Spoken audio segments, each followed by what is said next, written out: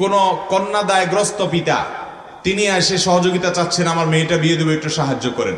অথচ হওয়ার কথা ছিল উল্টা, কোন ছেলে বলবে যে আমি বিয়ে করব, মোহরের টাকা না, আমার একটু সাহায্য করেন। হওয়ার কথা ছিল সেটা। এখন যারা ছেলে হয় তারা এমন এক বীর বাহাদুর হয় যে তাদের কোনো টেনশন নেই, টেনশন সব মেয়ের বাবার। আরে ভাই, মেয়ের বাবা তো আস্ত একটা মেয়েকে ছোট থেকে বড় পর্যন্ত করেছে, এর পিছনে লক্ষ লক্ষ টাকা খরচ করেছে, মেয়েটাকে আস্ত মেয়েটাকে তুলে দিয়ে দিবে ছেলের বাড়িতে। এই ছেলে এই মেয়ে নিতে হলে অনেক মূল্য দিতে হবে, তাকে ওয়ালিমা খাওয়াতে হবে, তাকে মোহর পরিশোধ করতে হবে, মেয়ের বিয়ের বাজার করতে হবে, শ্বশুর বাড়িতে মিষ্টি নিতে হবে, তার অনেক কাজ আছে, খরচ আছে। আর মেয়ের বাপের তো কোনো খরচ নাই, সে তো মোচে তাও দিয়ে বসে বসে খাবে, মোহরের টাকা নিবে। হওয়ার কথা ছিল এটা, আমরা এটাকে উল্টায় ফেলেছি, যার কারণে মেয়ে বিয়ে দিতে উল্টা মেয়ের বাবাকে মানুষের হাত কাছে হাত পাততে হয়, গরিব মানুষদেরকে। ঠিক না ঠিক?